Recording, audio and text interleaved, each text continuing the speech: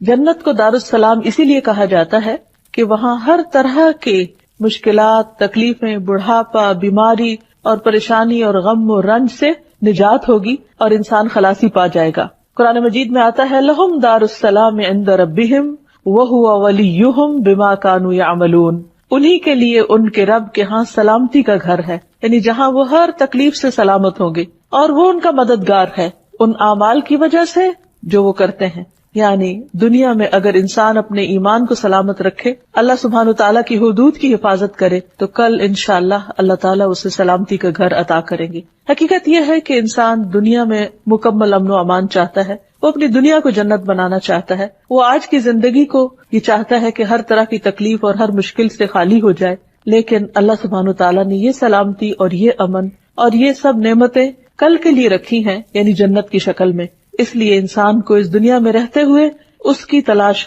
جاری رکھنی چاہیے اور اس کے لیے محنت کرنی چاہیے۔ اسی طرح اس مصدر کا ایک اور معنی بھی ہے خالص تحفہ، یعنی سلامتی کا ایک معنی خالص تحفہ بھی ہے، یعنی ایسا تحفہ جو باطن کی برائی اور نیت کی خباثت سے پاک اور خالص ہو۔ قرآن مجید میں آتا ہے فَإِذَا دَخَلْتُمْ بُيُوتًا فَسَلِّمُوا عَلَىٰ أَنفُسِكُمْ تَحِيَّةً مِّنْ عِندِ اللَّهِ مُبَارَكَةً طَيِّبَةً، جب تم گھروں میں داخل ہوا کرو تو اپنے گھر والوں کو سلام کہا کرو۔ یہ سلام کیا ہے؟ یہ اللہ سبحانہ تعالیٰ کی طرف سے مبارک اور پاکیزہ تحفہ ہے۔ تو اللہ سبحانہ تعالیٰ نے ہمیں جو سلام کا حکم دیا ہے وہ سلامتی کی دعا بھی ہے اور ایک تحفہ بھی ہے۔ ثابت بن عبید کہتے ہیں کہ میں ایک مجلس میں آیا جس میں عبداللہ بن عمر وغیرہ تھے، تو انہوں نے کہا جب تم سلام کرو تو سناؤ، یعنی اونچی آواز میں کرو، کیونکہ وہ اللہ تعالیٰ کی طرف سے طیب اور مبارک دعا ہے۔ یعنی جب ایک انسان دوسرے کو سلام کرتا ہے تو ایک طرح سے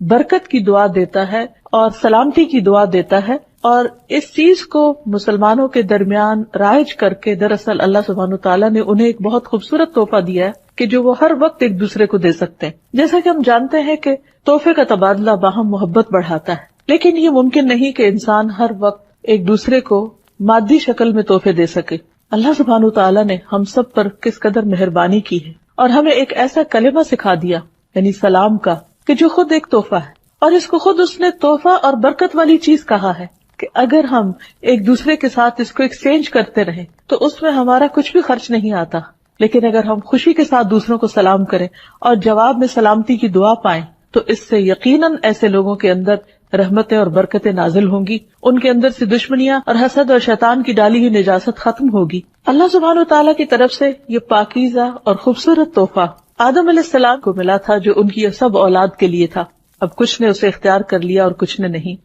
حدیث میں آتا ہے رسول اللہ صلی اللہ علیہ وسلم نے فرمایا اللہ سبحانہ تعالیٰ نے جب آدم علیہ السلام کو پیدا کیا تو ان سے فرمایا کہ جاؤ اور فرشتوں کو سلام کرو اور جو کچھ وہ تمہیں کہیں اسے غور سے سنو، وہ تمہارا اور تمہاری اولاد کا سلام ہوگا۔ آدم علیہ السلام فرشتوں کے پاس گئے اور انہوں نے کہا السلام علیکم۔ فرشتوں نے جواب میں کہا السلام علیکہ ورحمۃ اللہ، انہوں نے لفظ رحمت اللہ کا اضافہ کر لیا۔ تو بہرحال جب کوئی سلام کرے تو قرآن مجید میں حکم ہے اذا حییتم بتحیۃ فحیوا باحسن منہا او ردوہا، کہ جب کوئی تمہیں سلامتی کا تحفہ دے تو تم اس کو واپس لوٹاؤ، یعنی اگر کوئی تمہیں سلامتی کی دعا دے تو جواباً دعا دو اسی طرح یا اس سے بہتر،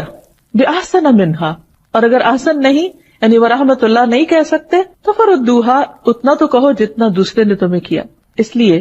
جو قوم، جو گھرانہ، جو افراد باہم سلام کو رواج دیتے ہیں، عام کرتے ہیں، ان کے درمیان باہم محبت ہوتی ہے، اللہ سبحانہ تعالیٰ کی طرف سے سلامتی اترتی ہے۔ اللہ سبحانہ تعالیٰ کا یہ نام حدیث میں بھی آیا ہے جس میں نبی صلی اللہ علیہ وسلم نے واضح طور پر بتایا کہ یہ اللہ تعالیٰ کا نام ہے۔ عبداللہ بن مسعود کہتے ہیں کہ جب ہم نبی صلی اللہ علیہ وسلم کے پیچھے نماز پڑھا کرتے تو ہم کہتے سلام ہو جبرائیل پر، سلام ہو میکائیل پر، سلام ہو فلاں پر، فلاں پر، سلام ہو اللہ تعالیٰ پر۔ تو رسول اللہ صلی اللہ علیہ وسلم ایک روز ہماری طرف متوجہ ہوئے اور فرمایا ان اللہ هو السلام، اللہ تعالیٰ تو خود السلام ہے، یعنی تم اللہ تعالیٰ کو کیا سلامتی بھیجو گے، وہ تو خود ہی سلامتی، سراسر سلامتی اور ہر طرح کی سلامتی اسی کی ذات کی طرف سے آتی ہے۔ اور وہ نہ صرف یہ کہ خود سلامتی والا ہے بلکہ سلامتی دینے والا بھی ہے۔ نبی صلی اللہ علیہ وسلم ہر نماز کے بعد 3 بار استغفار کرتے استغفر اللہ استغفر اللہ استغفر اللہ، اور اس کے بعد یہ دعا پڑھا کرتے تھے،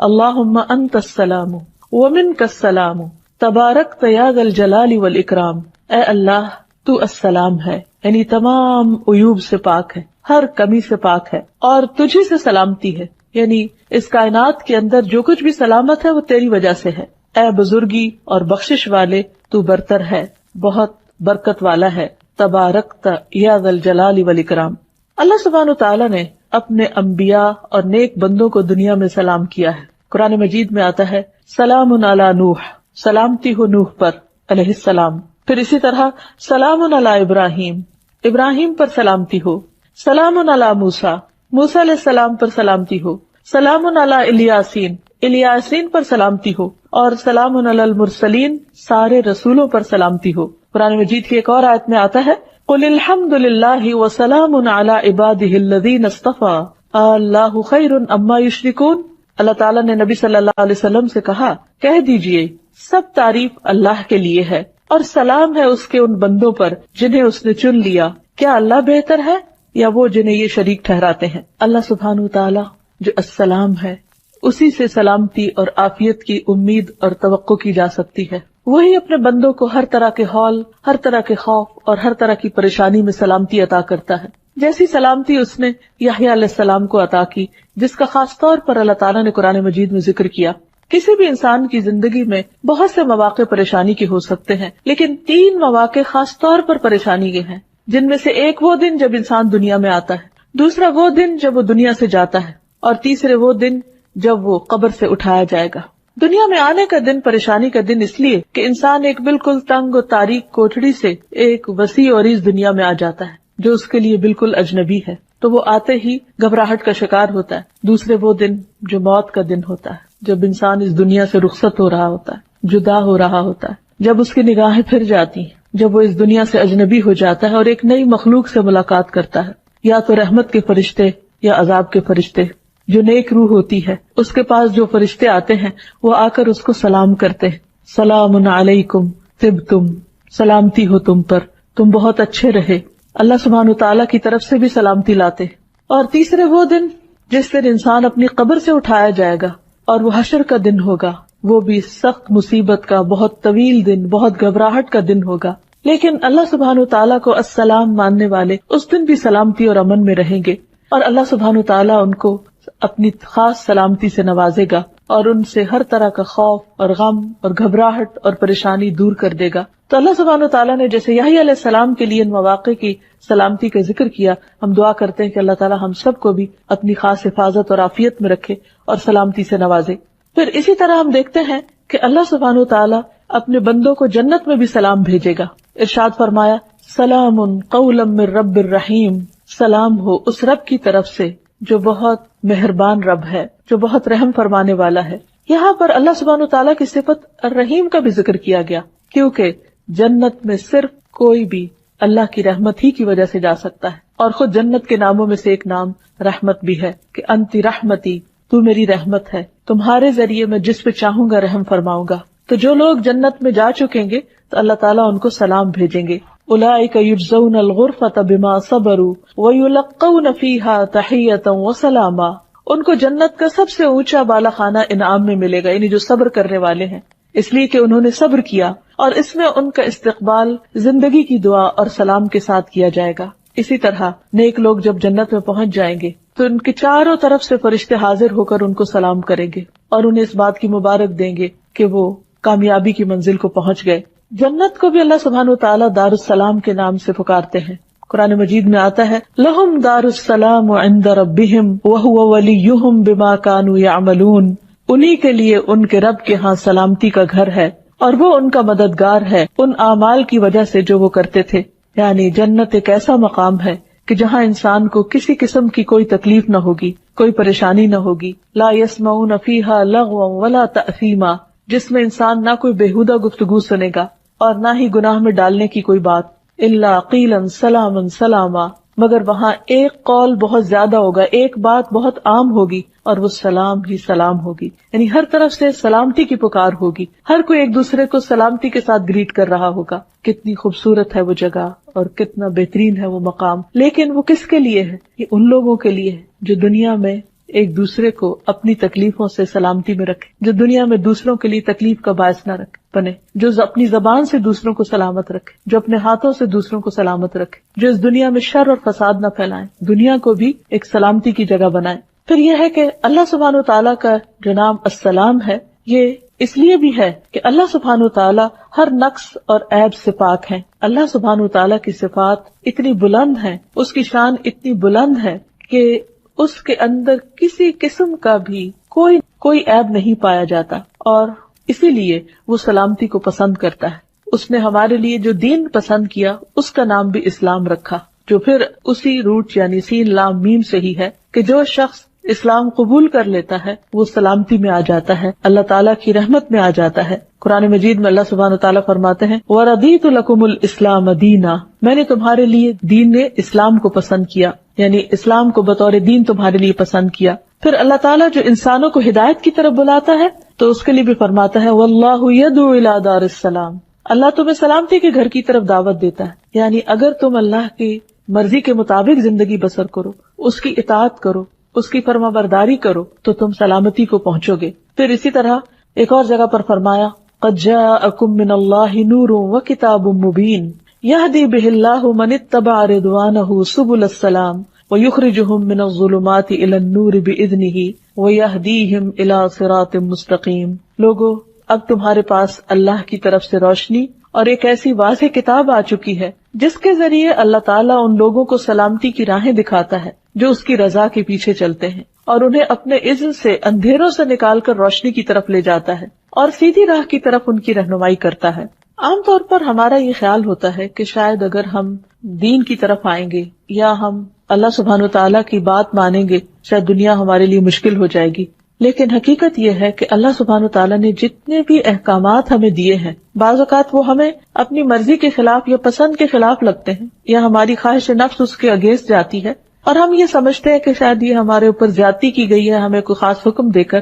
لیکن اگر تھوڑا سا گہرائی میں انسان دیکھے تو اللہ تعالیٰ کے حکم ماننے میں انسان کے لیے سلامتی ہی سلامتی ہے، دو طرح سے. ایک تو یہ کہ دنیا میں انسان کے اوپر دین جو بھی پابندیاں لگاتا ہے وہ جس پر پابندی لگ رہی ہوتی ہے اس کے لیے تو تھوڑی مشکل کا باعث ہوتی ہے، لیکن اس سے دوسرے لوگ امن چین میں آتے ہیں. مثلا اللہ تعالیٰ نے اگر چوری سے منع کیا تو کیوں منع کیا ہے؟ تاکہ دوسروں کا مال سلامت رہے. اب جو چور ہے ہو سکتا ہے وہ یہ سمجھے کہ اس کی کوئی چیز ضرورت ہے اور اس کو کسی اور کے مال میں مل رہی ہے تو اسے اجازت دی جائے اور اس کو نہ پوچھا جائے اور نہ پکڑا جائے، اس کو برا بلا نہ کہا جائے. لیکن کیا واقعی عقل بھی اس کو مانتی ہے کہ کسی کو اس بات کی اجازت دے دی جائے کہ وہ دوسرے کے مال میں اپنی مرضی شروع کر دے؟ اللہ تعالیٰ نے اس کی اجازت نہیں دی اور اسے کبیرہ گناہوں میں شمار کیا. کیوں؟ تاکہ دوسروں کا مال سلامت رہے. اسی طرح جھوٹ بولنا، دھوکہ دینا، وعدہ خلافی کرنا، غیبت کرنا، دوسروں کو تانے دینا، یہ ہو سکتا ہے کہ کسی کے لیے بہت ایک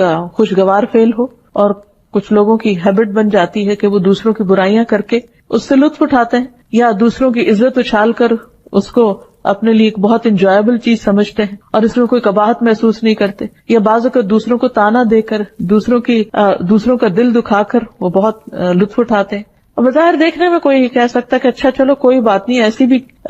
کون سی بڑی بات ہے اگر کسی نے کسی کو کچھ کہہ دیا، اس سے کسی کا کیا بگڑ جاتا ہے. لیکن بعض اوقات بظاہر دیکھنے میں جو کچھ جوکس بھی ایسے ہوتے ہیں کہ جو بظاہر دیکھنے میں بہت ہارمفل نظر نہیں بھی آتے، لیکن حقیقت یہ ہے کہ بہت ساری چیزیں اگر ان پر روک ٹوک نہ لگائی جائے، ان کو ایک حد کے اندر نہ کیا جائے تو وہ تعلقات کی خرابی کا باعث بنتے ہیں. اسی لیے قرآن مجید میں فرمایا گیا وَيْلٌ لِكُلِّ هُمَزَةٍ لُمَزَةٍ، ہلاکت ہے ہر اس شخص کے لیے جو عیب لگائے اور تانے دے. کوئی بھی شخص کسی کی عزت جب اچھالتا ہے تو یہ کوئی معمولی چیز نہیں ہے. اللہ سبحانہ وتعالیٰ کی نظر میں ایسا شخص سلامتی کی حدود سے باہر نکل رہا ہے، کیونکہ اس سے دوسرے کی عزت سلامت نہیں ہے. اسی طرح اگر کوئی قاتل یہ چاہے کہ اسے دوسروں کی جان کے ساتھ کھیلنے دیا جائے اور اس کی اس پر پکڑ نہ ہو تو یہ کسی بھی طور پر جائز نہیں، کیونکہ اگر اس کو اجازت دی جاتی ہے تو دوسرے کی جان سلامت نہیں. تو اللہ تعالیٰ نے جو شریعت ہمارے پاس بھیجی ہے اس کے کچھ مقاصد ہیں کہ انسان کا دین سلامت رہے. یعنی جو بھی حدود اور پابندیاں لگائی گئی اس میں کہیں دین کی سلامتی ہے، کہیں عزت کی سلامتی ہے، کہیں حسب نسب کی سلامتی ہے. مثلا زنا کی اجازت کیوں نہیں دی گئی؟ تاکہ لوگوں کا حسب نسب سلامت رہے. اسی طرح شراب کی اجازت کیوں نہیں دی گئی؟ تاکہ انسان کی عقل سلامت رہے. تو یہ تمام چیزیں جو بظاہر دیکھ کر یوں محسوس ہوتا ہے کہ ہمارے دین میں بہت مشکل احکامات ہیں، لیکن حقیقت میں یہ انسانوں کی بھلائی اور انسانوں کی سلامتی کے لیے ہی السلام نے بھیجے ہیں. تو اب یہ ہے کہ ہمیں اللہ سبحانہ تعالیٰ کے اس نام پر غور و فکر کرنا چاہیے اور اللہ سبحانہ تعالیٰ کی ذات سے سلامتی اور عافیت کی امید رکھنی چاہیے اور اس کی دعا بھی کرنی چاہیے. اور اللہ سبحانہ تعالیٰ کے ساتھ جو ہمارا تعلق ہے اس کے اندر محبت بھی اسی وقت پیدا ہو سکتی ہے جب ہم اس کی طرف سے ہمیں کوئی نقصان نہیں پہنچنے والا، وہ ہمیں ناروا عذاب دینے والا نہیں، وہ ہمیشہ عدل و انصاف کرنے والا ہے، اس کا ہر فیصلہ علم اور حکمت پر مبنی ہوتا ہے. اور جب وہ سراسر خود سلامتی ہے اور پرفیکٹ ہے اور ہر نقص اور عیب سے پاک ہے تو اسے اپنے بندوں کے اندر بھی ایسی صفات دیکھنی ہے کہ جو انہیں عیوب سے پاک کریں. ہمارا دین جہاں ہماری دنیا کی سلامتی کا ذریعہ ہے اور اس میں پائے جانے والے احکامات جو بظاہر نفس پر بھاری اور مشکل ہی کیوں نہ ہو، وہ ہمارے لیے دراصل سلامتی کا پیغام ہے، لیکن اس کے ساتھ ساتھ یہ دین ہماری آخرت کی سلامتی کا ذریعہ بھی ہے. جب ایک انسان دنیا میں اللہ تعالیٰ کے احکامات کی پابندی کرتا ہے تو وہ موت کے وقت قبر میں اور قبر سے اٹھنے کے بعد امن اور چین میں رہے گا، سلامتی میں رہے گا. اور اس دن جب ہر طرف ایک بہت بڑی آفت چھائی ہوئی ہوگی، انبیاء علیہم السلام سلامتی کی دعائیں کر رہے ہوں گے. رسول اللہ صلی اللہ علیہ وسلم نے فرمایا جہنم کی پشت پر پل بنا کر ایک راستہ بنایا جائے گا جس کو عام طور پر پل صراط کہا جاتا ہے. تمام پیغمبر اپنی امتوں کے ساتھ اس پل سے گزریں گے. میں پہلا رسول ہوں گا جس کو اپنی امت کے ساتھ اس پل پر سے گزرنے کی اجازت دی جائے گی. قرآن مجید میں بھی آتا ہے وَإِن مِّنكُمْ إِلَّا وَارِدُهَا، تم میں سے کوئی بھی ایسا نہیں جو اس کے اوپر سے نہ گزرے، سب کو وہیں سے گزرنا ہے، جنت تک پہنچنے کے لیے بھی اس پل کا سفر کرنا ہے. تو فرمایا کہ میں سب سے پہلے اپنی امت کے ساتھ گزروں گا. اس روز انبیاء کے علاوہ کوئی بھی اور بات نہ کر سکے گا اور انبیاء بھی صرف یہ کہیں گے اللہم سلم سلم، اے اللہ سلامتی دے، اے اللہ سلامتی دے. یعنی وہ بھی ایک بہت گھبرا دینے والا پریشان کن مرحلہ ہوگا کہ جب وہ جیسے کہا جاتا ہے کہ بال سے بھی باریک اور تلوار سے بھی تیز وہ پل ہے کہ جس کے اوپر سے سب کو گزرنا ہوگا. تو ایک اور روایت میں بھی آتا ہے صحیح مسلم کی کہ تمہارے نبی صلی اللہ علیہ وسلم پل صراط پر کھڑے ہو کر کہہ رہے ہوں گے رب سلم سلم، اے رب سلامت رکھ، اے رب سلامت رکھ. یعنی انسان اس گرنے سے، کیونکہ وہ جہنم کے اوپر لگا ہوا ہوگا تو کوئی ذرا بھی اگر لغزش کھایا کہ جس کے پاؤں اکھڑ گئے وہ پھر سلامت نہیں رہ سکتا. تو نبی صلی اللہ علیہ وسلم کا یہ دنیا میں تو ہم پر خیر بہت سارے احسانات ہیں ہی، قیامت کے دن بھی اپنی امت کے لیے ان کے بہت سے احسانات ہیں، جن میں سے ایک یہ کہ وہ پل صراط کے پاس کھڑے ہو کر جب ان کی امت گزر رہی ہوگی تو سراسر سلامتی کی دعائیں مانگ رہے ہوں گے. نبی صلی اللہ علیہ وسلم نے فرمایا پھر ایک وقت آئے گا کہ بندوں کے اعمال انہیں چلنے نہیں دیں گے، حتیٰ کہ ایک شخص آئے گا جو چلنے کی طاقت نہیں رکھتا ہوگا اور اپنے آپ کو پل صراط سے گھسیٹتے ہوئے گزارے گا. اس کی اور بھی تفصیلات ہمیں احادیث میں ملتی ہیں کہ کچھ لوگ بجلی کی تیزی سے گزر جائیں گے، ہر کوئی اپنے اپنے اعمال کے مطابق گزرے گا. کچھ لوگ پانی کی رفتار سے، کچھ ہوا کی رفتار سے، کچھ اونٹوں کی رفتار سے، کچھ پیدل چلنے والوں کی رفتار سے. اور یہاں جو بتایا گیا کہ ایک شخص اپنے اعمال کی وجہ سے اتنا، یعنی اپنے برے اعمال کی وجہ سے اتنا بوجھل ہوگا کہ چل بھی نہیں سکے گا اور گھسٹ گھسٹ کے وہ پل پار کر رہا ہوگا. تو اس لیے اللہ تعالیٰ سے دعا کرنی چاہیے کہ اللہ تعالیٰ ہمیں اس دن کے ہول، اس دن کی گھبراہٹوں اور اس دن کی پریشانیوں سے محفوظ رکھے. لیکن اس کے لیے دنیا میں اللہ سبحانہ وتعالیٰ کے احکامات کی پابندی ضروری ہے، دین اسلام کے اندر پورے کا پورا داخل ہونا ضروری ہے تاکہ ہم یہاں اور وہاں دونوں جگہ سلامتی پا سکیں. نبی صلی اللہ علیہ وسلم ہر نماز کے بعد تو سلامتی کی دعا کرتے ہی تھے، ہر مہینے کے آغاز میں بھی سلامتی کی دعا کرتے. جب چاند دیکھتے تو فرماتے اللہم اہلہ علینا بالیمن والایمان والسلامت والاسلام ربی وربک اللہ. اے اللہ ہم پر اس چاند کو خیر، ایمان، سلامتی اور اسلام کے ساتھ طلوع فرما. اے چاند میرا اور تیرا رب اللہ ہے. یعنی جب انسان نئے چاند کو دیکھے تو سلامتی مانگے، جیسے کوئی نیا دن شروع ہوتا ہے، نیا مہینہ شروع ہوتا ہے. پھر اسی طرح ہم نماز کی حالت میں بھی سلامتی کی دعا کر رہے ہوتے ہیں جس میں التحیات للہ والصلوات والطیبات السلام علیک ایھا النبی. یعنی ہم جیسے قرآن مجید میں ہمیں حکم دیا گیا کہ ہم نبی صلی اللہ علیہ وسلم پر سلام بھیجیں اور درود بھیجیں، تو ہم ہر نماز کے اندر ہی یہ دعا کرتے ہیں التحیات للہ والصلوات والطیبات السلام علیک ایھا النبی ورحمۃ اللہ وبرکاتہ السلام علینا وعلی عباد اللہ الصالحین. کہ کہ تمام قولی، فعلی اور بدنی عبادتیں اللہ کے لیے ہیں۔ اے نبی صلی اللہ علیہ وسلم، آپ پر اللہ کی سلامتی ہو اور اللہ کی رحمت ہو، حالانکہ آپ سب سے زیادہ نیک تھے، لیکن ہمارا فرض بنتا ہے کہ اللہ کے حکم کے مطابق سلامتی کی دعا خاص طور پر پڑھیں، اور اتحیات پڑھے بغیر نماز بھی نہیں ہوتی تو شعوری طور پر بھی پڑھا کریں۔ اور پھر اللہ کی رحمت ہو اور اس کی برکت ہو ہم پر اور اللہ کے نیک بندوں پر سلامتی نازل ہو، یعنی جتنے بھی اللہ کے نیک بندے گزرے ہیں پچھلے دور میں یا اب ہیں یا آنے والے ہیں، ہر ایک کے لیے سلامتی کی دعا ہے۔ عام طور پر جیسے ہم اپنے سوشل لائف میں ایک دوسرے کو سلام کرتے ہیں تو وہ انہی کو کرتے ہیں جو ہمارے سامنے ہوتے ہیں، لیکن اس دعا کے اندر وہ سب شامل ہیں جو پیچھے گزر چکے یا جو آج موجود ہیں اور ہم ان کو جانتے بھی نہیں، کہ اللہ جتنے بھی تیرے نیک بندے ہیں تو ان سب کو سلامت رکھ۔ حتیٰ کہ جب ایک مسلمان فوت ہو جاتا ہے اور وہ دفن کر دیا جاتا ہے تو دوسرے مسلمان پہ لازم ہے کہ اگر وہ قبرستان کے پاس سے گزرے تو بھی ان کے لیے سلامتی کی دعا کرے، السلام علیکم اہل الدیار من المؤمنین والمسلمین وإنا ان شاء اللہ للاحقون اسأل اللہ لنا ولکم العافیہ۔ تم پر سلامتی ہو اے مومنوں اور مسلمانوں کے گھر والوں، اور ہم تم سے انشاءاللہ ملنے والے ہیں، ہم اللہ سے اپنے اور تمہارے لیے عافیت مانگتے ہیں، سلامتی مانگتے ہیں۔ تو گویا اس نام کا تقاضا یہ ہے کہ ہم اپنی پوری زندگی اس کے مطابق گزاریں، اپنی ذات سے دوسروں کو تکلیف نہ دیں، دوسروں کو سلامتی دیں اور سلامتی کے پیغام کو عام کریں۔ اللہ سبحانہ وتعالیٰ کے اس نام پر ایمان لانے کا اثر یہ ہے کہ ایک مسلمان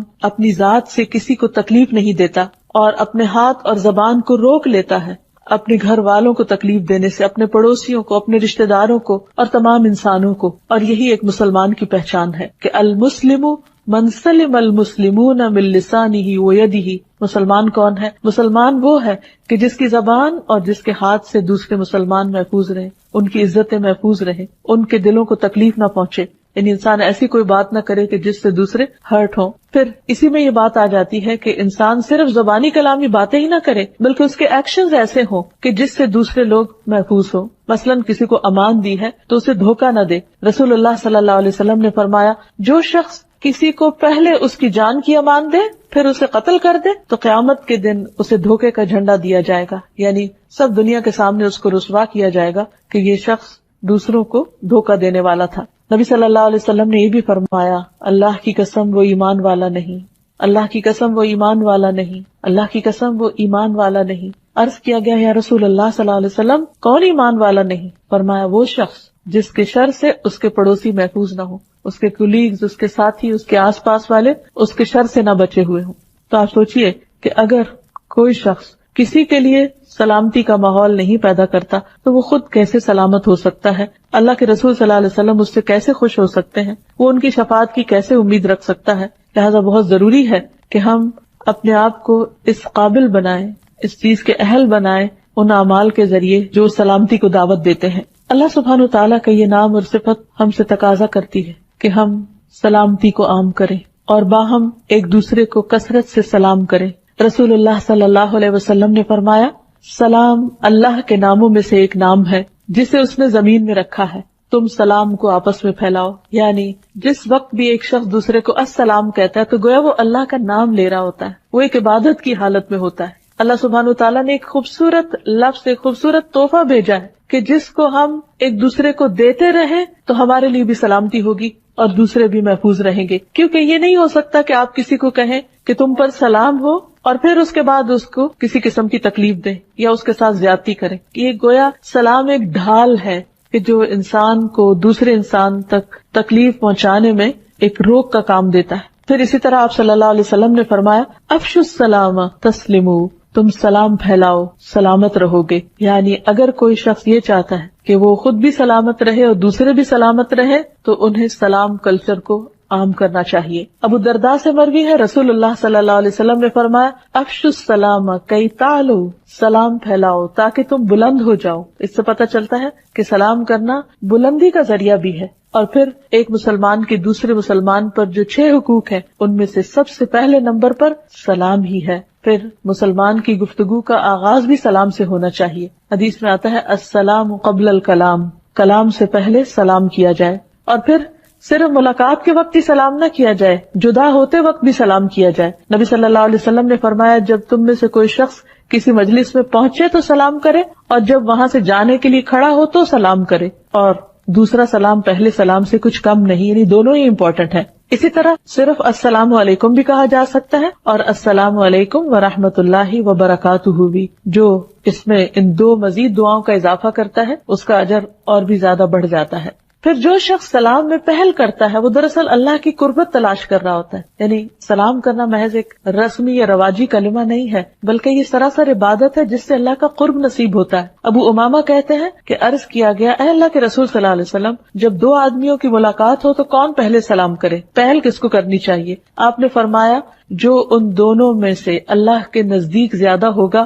وہ سلام میں پہل کرے گا، یعنی جو سلام کرنے میں پہل کر جاتا ہے وہ دراصل اس بات کی علامت ہے کہ وہ اللہ کے قریب ہے، یعنی اللہ سبحانہ وتعالیٰ کی اس صفت کے ساتھ اس کو ایک خاص تعلق ہے، اور وہ انشاءاللہ اللہ تعالیٰ کی طرف سے سلامتی بھی پائے گا۔ پھر یہ ہے کہ سلام پہلے کرنے میں اجر میں بھی سبقت لے جاتا ہے انسان، یعنی دونوں کو اگرچہ ثواب ملتا ہے لیکن جو پہل کرتا ہے اس کو زیادہ اجر ملتا ہے، اور یہ مفت میں نیکیاں کمانے کا ایک ذریعہ ہے جس پر کچھ بھی خرچ نہیں آتا۔ ابو ہریرہ کہتے ہیں کہ ایک شخص رسول اللہ صلی اللہ علیہ وسلم کے پاس آیا، آپ اس وقت ایک مجلس میں تشریف رکھے ہوئے تھے۔ اس شخص نے کہا السلام علیکم، آپ نے فرمایا 10۔ دوسرا آیا، اس نے کہا السلام علیکم ورحمۃ اللہ، آپ نے فرمایا 20۔ تیسرا آیا، اس نے کہا السلام علیکم ورحمۃ اللہ وبرکاتہ، آپ نے فرمایا 30، یعنی پہلے کو 10، دوسرے کو 20 اور تیسرے کو 30 نیکیاں ملیں گی۔ تو انسان جتنی چاہے اپنے لیے نیکیاں بڑھا لے۔ سلام صرف نیکیاں بڑھانے ہی کا ذریعہ نہیں بلکہ آپس کی محبت بڑھانے کا ذریعہ بھی ہے، جنت میں لے جانے والا عمل ہے۔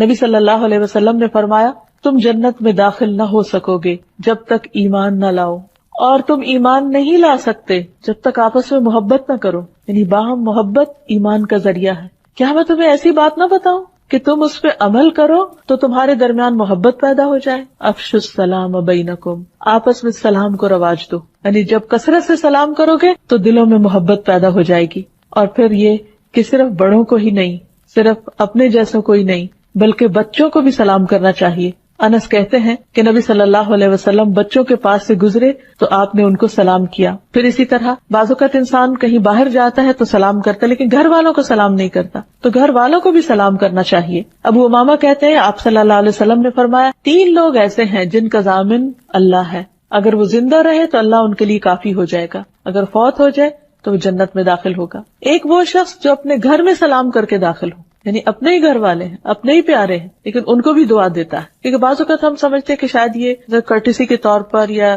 دوسرے لوگوں کے ساتھ ایک اچھا ریلیشن بنانے کے لیے، بے تکلفی لانے کے لیے یہ کلمہ دہرایا جائے، نہیں، جو شخص گھر والوں کو سلام کرتا ہے وہ جنت کا مستحق قرار پاتا ہے۔ پھر اسی طرح وہ شخص جو مسجد کی طرف چلا، اللہ اس کا ضامن، اور تیسرا وہ جو اللہ کے راستے میں نکلا، اللہ تعالیٰ اس کا بھی ضامن ہے، اس کا بھی مددگار ہے۔ یہاں تک کہا گیا ہے کہ اگر گھر خالی ہو تو بھی سلام کرو۔ عبداللہ بن عمر کہتے ہیں کہ جب کوئی خالی گھر میں داخل ہو تو کہے السلام علینا وعلی عباد اللہ الصالحین، سلام ہو ہم پر اور اللہ کے نیک بندوں پر، السلام علینا، یعنی اور کوئی نہیں تو اپنے آپ ہی کو سلام کرے۔ پھر اسی طرح اگر گھر میں کوئی سو رہا ہو تو ہلکی آواز سے سلام کرے، تاکہ یہ نہیں کہ زبان سے تو سلامتی بھیج رہا ہے لیکن اس کو دوسرے کو تکلیف دے رہا ہے۔ پھر اسی طرح جس کو نہ جانتے ہو اس کو بھی سلام کیا جائے، کہیں جھگڑا ہو جائے، بحث ہو جائے، یا کوئی لا علم شخص کوئی ناروا بات کرے تو اس کو بھی سلام کر کے انسان ایک طرف ہو جائے، جیسے قرآن مجید میں آتا ہے وَإِذَا خَاطَبَهُمُ الْجَاهِلُونَ قَالُوا سَلَامًا، کہ جب جاہلوں سے ان کا پالا پڑتا ہے تو کہہ دیتے ہیں تم پر